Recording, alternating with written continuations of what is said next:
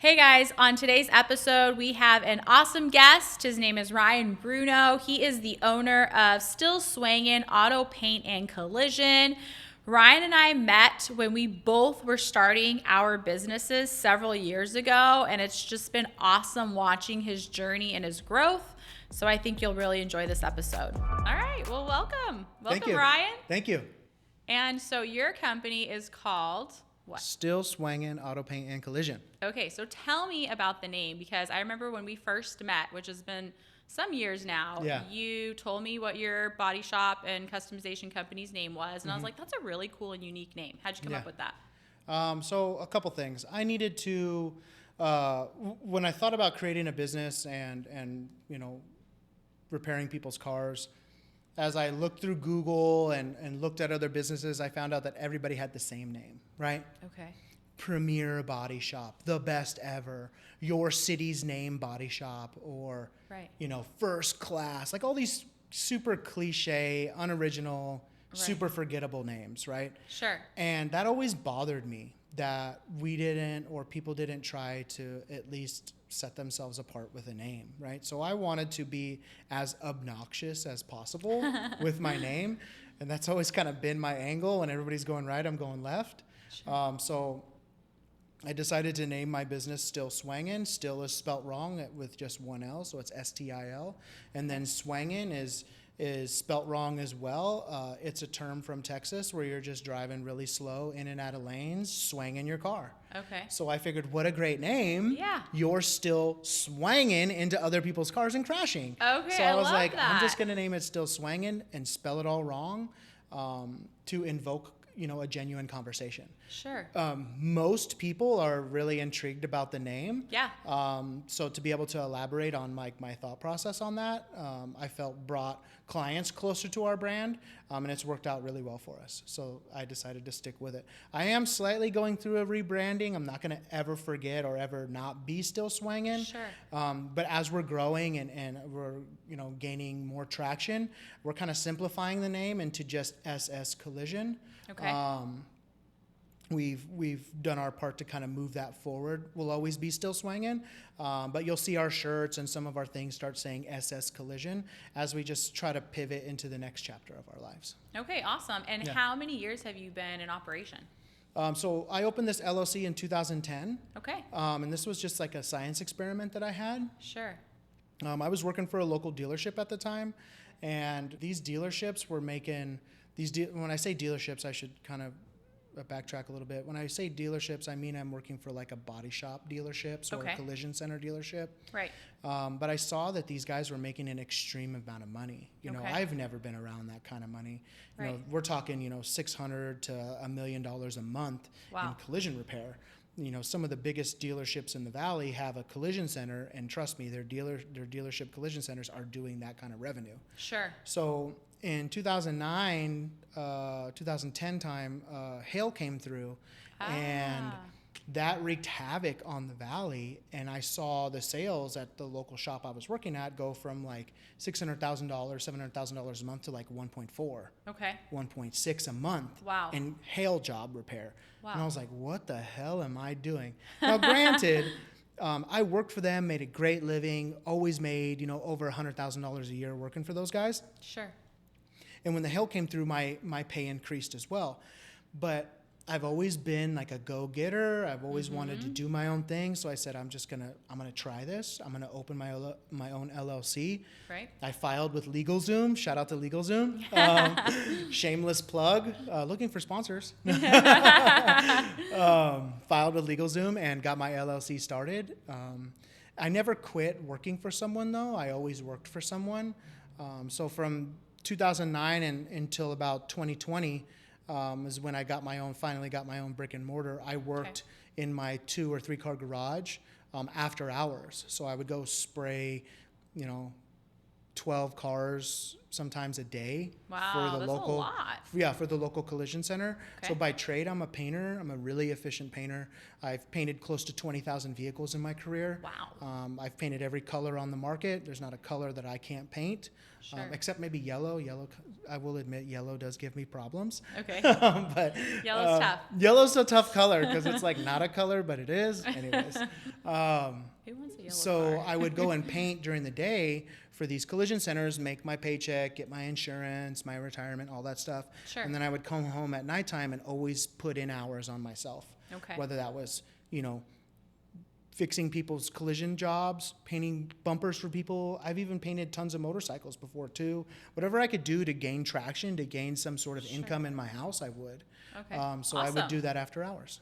And then what led you to make the jump where you finally were like, okay, I don't want to do this after hours thing anymore. I want to really do this. I want this to be my business. I'm going to quit the job at the dealership collision center. What was that moment for you? Yeah, I think for everybody, COVID kind of was like a turning point in everybody's lives. Sure. So, where are we? What are we doing? Yeah. So as the world is burning, I'm like, fuck this, dude. I'm getting me my building and I'm going to go out with my shop, right? Yeah. So COVID came and everybody got sick, right? Sure. My wife got sick. We had young kids at the time. She was in the hospital. Luckily, she got healthy again, right? She's made a full recovery. But she got sick and had to go into the hospital. We had young kids. I couldn't go to work. Mm-hmm. And when you work for a body shop or collision center, at that time, you didn't really have like a ton of vacation time. Body shops and collision centers, the way those guys get paid is piecework. We're not on salary. Okay. We're not on regularly hourly pay. We're on piecework. We're on commission. Okay. So you're only getting paid per job you repair or per job you paint. Okay. If you're not painting or fixing cars, you're not getting paid. Right. Period.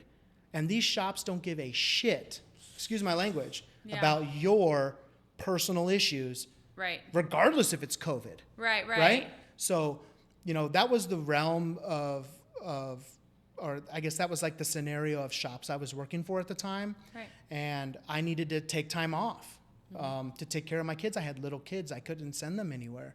Right. So during that time, I basically lost my job. But when I look back, and at that time, I wasn't very worried because I had like $50,000 in process at my house. And That's great. I'm like, I'm not that worried. Yeah. Like it sucks because I hate losing a job because I have, if anybody knows me in the Valley, they know I've painted for everybody. Sure. I would go to any shop that could afford me and I'd paint because this is piecework and I'll outpaint most painters around, right? So I've always had that mentality. So even though I kept the job during the day, I still was like, I got to get more work at my house. Right. So when I lost that job, but I had the work in process at my house, I was like, I'm not worried. Yeah, you had that easy, I don't want to say easy, but the decision was easy because you had worked so hard to build this up at your house. For those last 10 years. Wow. Yeah. Okay. Yeah, for those last 10 years, it was like turning point moment at that time where I was like, nothing's going to stop me now. Yeah. So, me and my wife pulled together our money and we found a building in Phoenix and put our chips in. All right. And you've been doing this and we've been since doing it. Then, yeah, and growing. And growing, at an extreme rate. So we got the keys to that building 1st of January. That's awesome. In 2020. That's amazing. A lot of it, I feel like working in this industry, and we do work a lot together because being a personal injury attorney, you're in the collision space. A lot of collision centers don't own their own buildings, but you do. You are a building owner, which is pretty amazing. Yes. We were lucky enough to, not the first year, but after a couple of years in, we were able to, purchase the building. So we do own our building that we're in, and we're super grateful for that. That's awesome. To own a commercial building in the heart of the city is great. So, and I've been there, and your location is awesome. And you've shown me your paint booth, and it's a great facility. So we found a little diamond in the rough. Yeah, for sure. Yeah. And so with you being such an experienced painter and being able to paint everything pretty much except yellow, but I'm going to say everything. Yeah. Is that like a craft that you're teaching your employees so that they can just continue with that quality that you've perfected? Yeah. So a lot of my employees have worked for me in the past in some way or form. at different body shops. So I have a really good crew of guys that help get cars together and get cars out the door. But one thing that we all have in common is, we're all chasing that perfect job. Not Sure. every job is perfect. They're Right. still done by humans, but we're still chasing that, look of the vehicle, that safe repair. And all my guys have, been trained either by me or by, third-party organizations to ensure that, we have the right quality for our clients. That's awesome. And not only do you do a lot of accident type collision repairs, but you're also doing custom work. Yeah. So talk about that a little bit, your custom work. We do custom work. In the beginning, when I started the company, I couldn't gain a lot of traction with collision. Collision is it's a real interesting game to get into because most insurance companies aren't going to talk to you. They don't want to send you work. They don't want to send you their clients. They want to keep their clients in their own little bubble at their own little box store, Walmart, body shop, and forget about anybody else who's doing any sort of credible work. Right? So I was like, well, I don't give a shit, right? I'll pull any type of job I can. So I got known for doing a lot of different, custom jobs around the valley, whether it was motorcycles or painting custom cars or custom patterns or colors. We've done a lot of those. Now that we've, progressed multiple years into the game, we're really trying to focus on collision. I will do custom work though. Like I've done Ferraris and Porsches and Lamborghinis, Awesome. Jaguars, all different types of vehicles. We can work on all of those cars. What I found with the custom game is that it's a very small market. Oh, okay. Right? Interesting, yeah. Where collision is a big market. Sure. Because, sure, you might have a custom car in your garage, but not everybody has $20,000 laying around, right? To do a paint fix job. their car, Yeah, right? yeah. We get calls all the time. How much is a paint job? Oh, bro, am I the first person you called? I don't want to be the bearer of bad news. Yeah. Right? You're like, let me let you in on a secret. But what I found out with collision is that you have a car. You need to get to your job. Sure. Most likely you have money for your deductible. Right. You just need your car done now. Right. And we found that was just way more lucrative for us. Sure. But my staff is fully trained, to do any type of color that runs across us. We just did a Cadillac that the guy wanted customized. It's a black Cadillac sedan that he wanted purple accents all over his car. Oh, wow. And he has purple accents all over his car. Very From cool. his belt moldings to his mirrors to his rims to his bumpers to pinstripes on the car. Like we did it all for him. So we won't shy away any client that has a specific vision in their head for their car. That's why there's so many different car models out there, because there's a car out there for whatever you like. Right. For all your needs, for all your wants, if it's going to be a work car or if it's going to be like a fun, take it on a Saturday night car. Yeah. Very cool. We found out that was better to do like that as well. Because what I found is that these bigger box store collision centers or body shops, they won't touch anything like that. Sure. They have so many contracts with insurance companies that they will never talk to a client that wants that done. Even though they could do it. Right. I would never say they can't. They can do it. Sure. But they're only focused on collision. They won't take anything else. Okay. But we found that doing those jobs every once in a while not only helps the client, but the client will talk about us forever, tell all of their friends. Sure. And now all of a sudden we gained a client for life, probably his friends, and we'll get some collision jobs off that, which is really what we're after. It's that organic word of mouth is like the best client to have in any space, whether it's a collision center, customization company, or personal injury firm. Like we always want that organic client that like goes out and like tells their friends about the work that you've done for them, which is awesome. Yeah, it is the best. Yeah. That return on revenue is priceless. Yeah, for sure. It's priceless.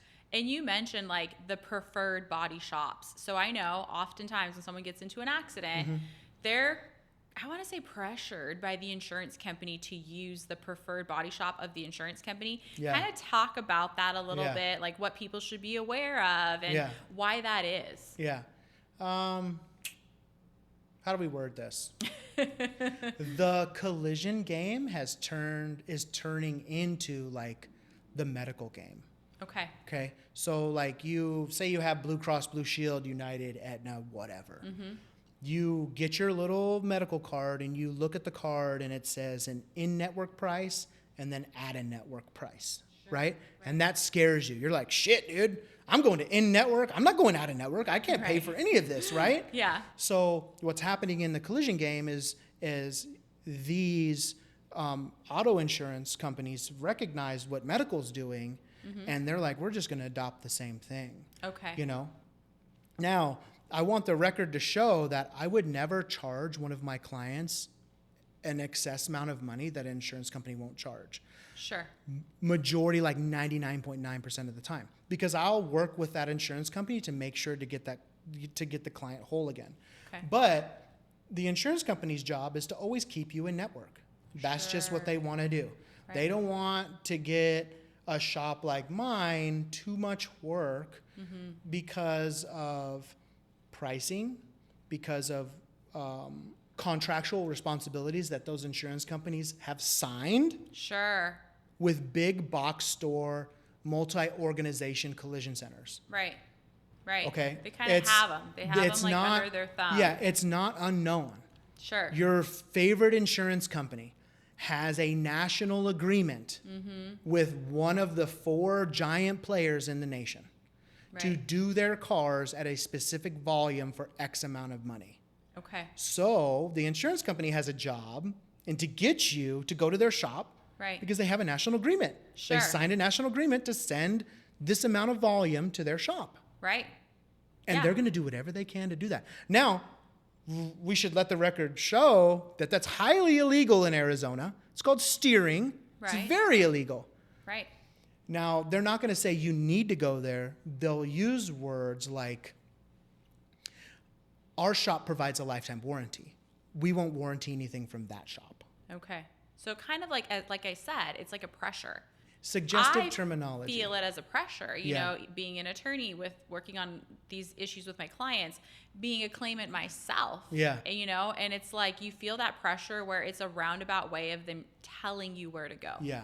So they're not really like violating the rule. Exactly. Or like maybe violating the steering rule, but they're definitely swaying you in a certain direction. Yeah, like the average price for a car is $50,000. I've done tons of videos on this. If your insurance company that you rely on to protect your asset is telling you to go to a place because they give you XYZ warranty, you're just going to believe them. Sure. Because most people want to be told what to do. Yeah. And I'm not trying to be a jerk, right? I'm not.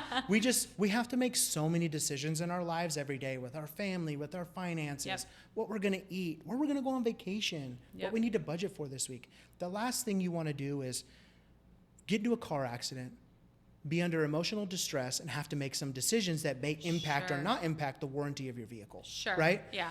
Insurance companies recognize that. They recognize your emotional state. These are multi-billion, multinational corporations. If you think that they don't, you're very misled. Yeah. They do. And they're going to do what they need to do to make sure that they can control the repair. Now, to combat this, our shop has become ICAR Gold certified. That's awesome. Talk about that, because I saw you post about that on your social media. Yeah, so we're ICAR Gold certified, and we're just about done with our Nissan, Hyundai, and Genesis OEM certification. We went after that because I want to compete on the same level as those guys. I'll never have as much money as them. Sure.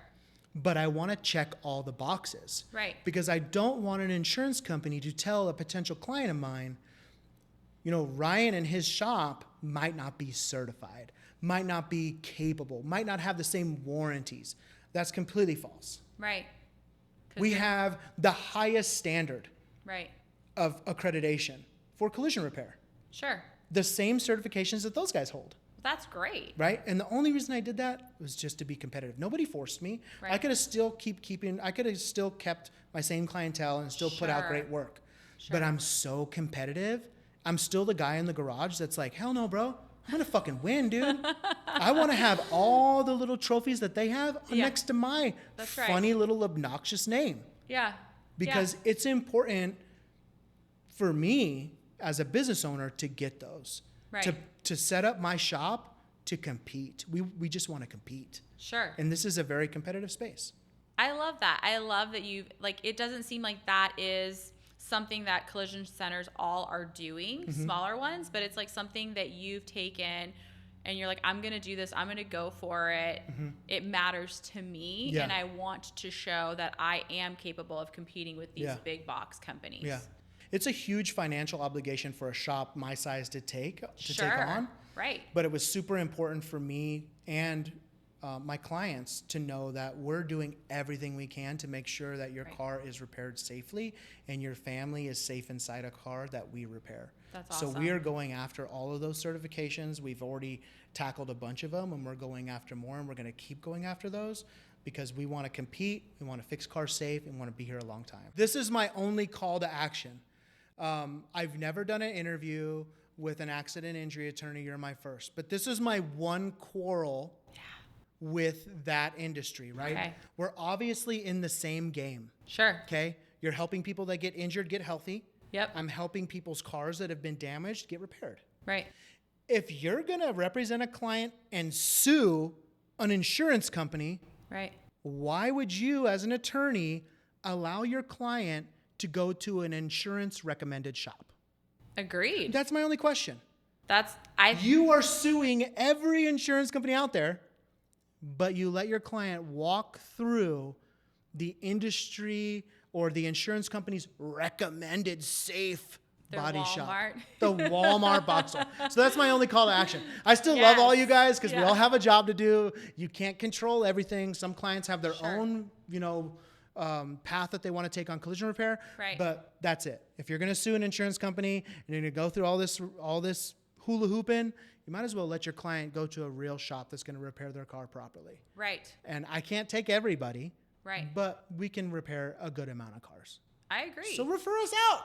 Okay. I like it. Like it. I think that's right, because whenever we have a client, we're sending them even to a doctor. We're going to send them, if they don't have a doctor. Right. Not that we're directing care per se, but do you have a great ortho or pain management doctor or whatever? We're sending them to someone that we would go to ourselves. So likewise with the body shop, collision repair center, send them to someone you would take your car to yourself. Yeah.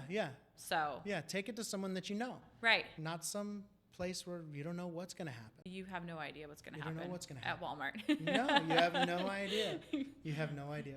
I'm with it. I agree with that.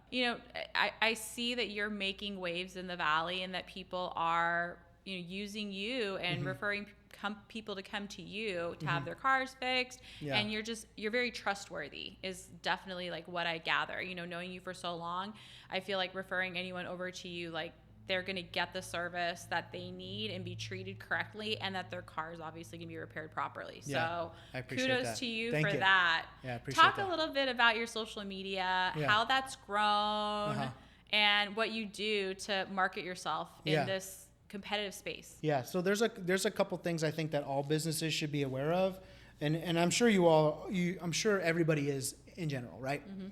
Mm-hmm. Google has been a game changer for my business. Okay. We are after Google reviews. Everybody makes decisions on this little 5-6 inch screen. Yep. This is the only place we want to make decisions on. Right. Right? Yeah.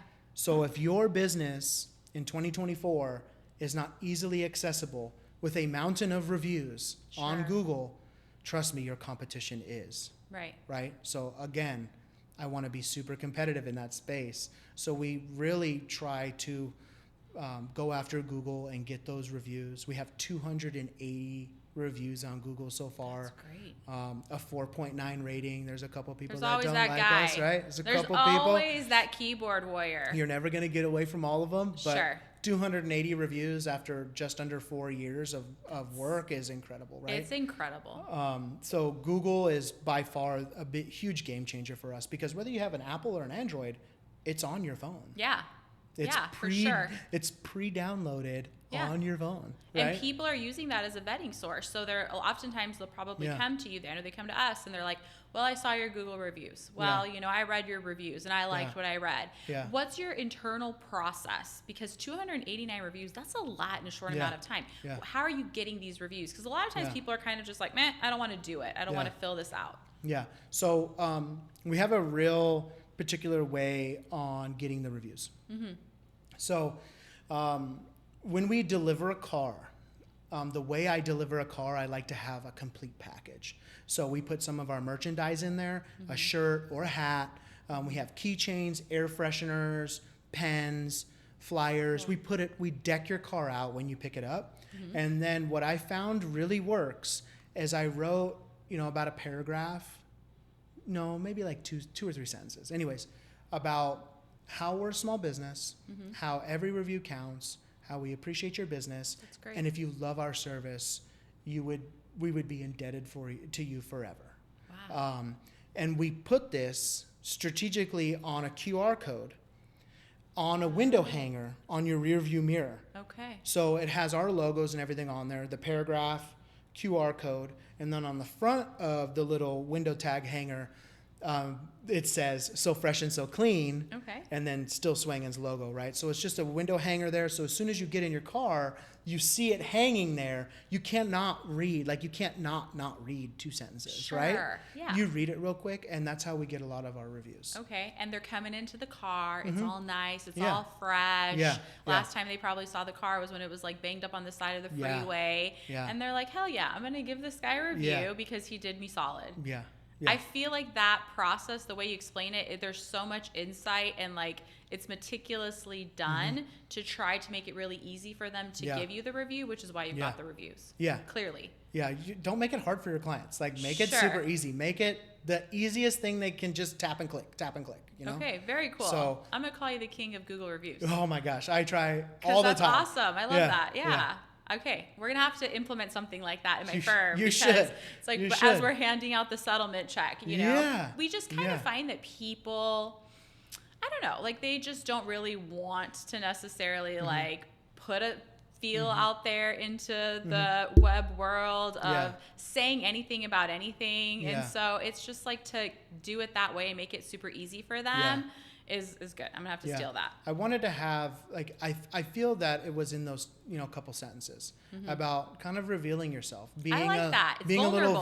vulnerable. Yeah. Yeah. I'm a small business. Every review counts. Sure. It's what helps me be visible in this small little cul-de-sac in the center of Phoenix. Yeah. Your review counts will be indebted to you forever. Sure. I think that You is know? what's key is Because- that you're being vulnerable. Yeah. You People want to be a part of that success. Yes, for They sure. want to be like, I went there. He did do a good job. Yeah. Shit, I'll go back. Yeah. Right? He helped me. Yeah. Yeah.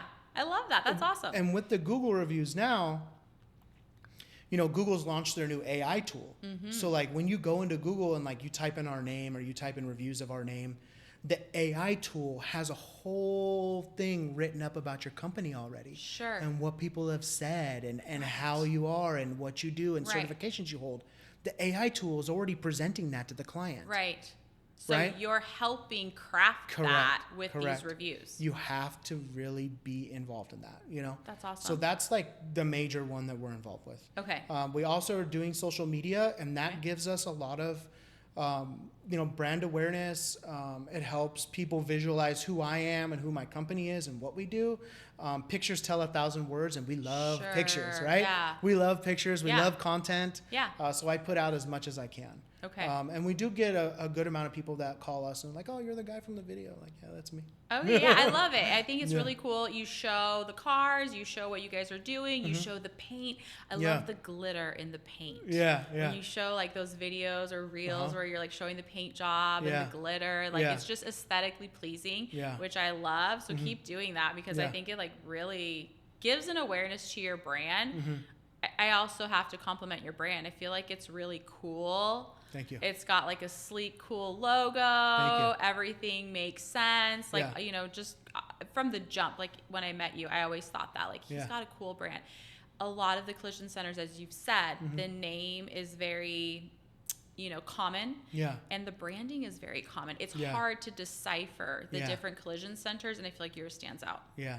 That So, was like goal yeah. number one. It As does. as I find myself move from the paint booth to now, Sure. running a shop and having employees, Yeah. I found that it's way more important to have a real unique brand as you grow. Yep. That's memorable. Yep. So I find myself marketing way more than I ever thought I would. Yeah. But that's just a part of business that shouldn't be overlooked.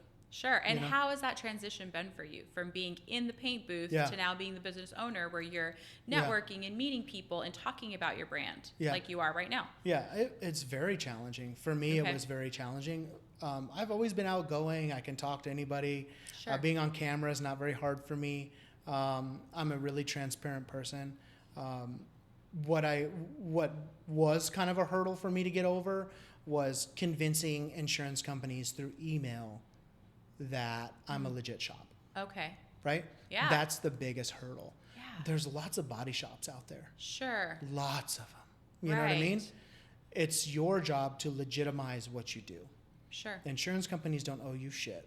Yeah. It's your job to legitimize what you do. So that transition from painting, knowing that this is what I have to do, to then putting it on paper and emails and telling insurance adjusters and claims handlers and all this stuff about what needs to be done is probably the most challenging. And I still deal with it every day. My staff deals with it every day. You know, luckily I have a staff that's well trained to handle that stuff, way more than I've been trained, you know. It's not impossible, but yeah, that's been pretty challenging for me. Okay. There's always that challenging aspect, you know, in any business, I feel like. But it's great that you're good at all the other pieces. And then if there's that one, you know, sliver that's challenging, so be it. You know, you just still have to overcome it. So very cool. Yeah. So do you have any new projects kind of in the works or anything that you're working on with like your social media, your branding? So I don't have any new projects, but we did just film our first podcast. Awesome. And I'm going to be doing the same thing like you're doing. Okay, Just talking to people, talking to other business professionals, other people in the area. Sure. And just trying to get their insight, right? Very cool. Again, it's to just have genuine conversation with people, you know, like.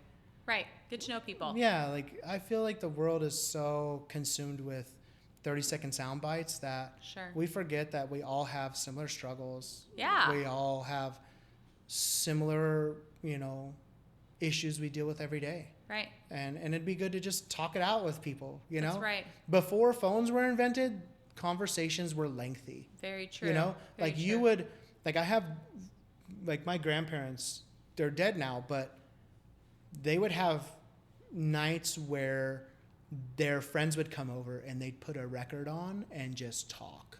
Right. For Can you hours. imagine? Smoking cigarettes. The kids are in the other room. Yeah. Just talking all night and drinking. You know? That's how it was. And we've come so far away from that, and we've become so politically correct that we don't even know if we can even fucking talk for longer than 20 minutes, yet alone listen to a record, have a drink, and a smoke. Yeah.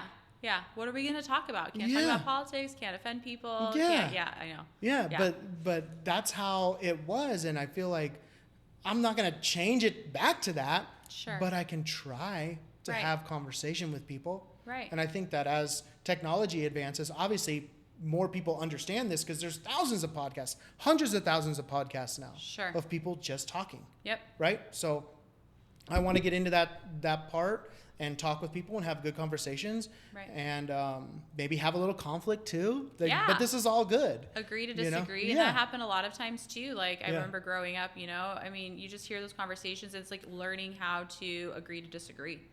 You know, and that's almost like we don't ever want to even like dip into that boundary now. It's like so scary to even get there. So I love that. I think that's great. I'm excited for you. Congratulations on that. I can't wait to listen to it.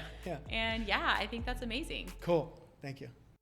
Thank you for tuning in to Talk Legal to Me. Remember, you can listen to us everywhere you get your podcasts, including Spotify and Apple. And if you want to watch along, visit my YouTube channel at Lawyer Gordi. Until next time, stay informed, stay legal, and stay fabulous, besties.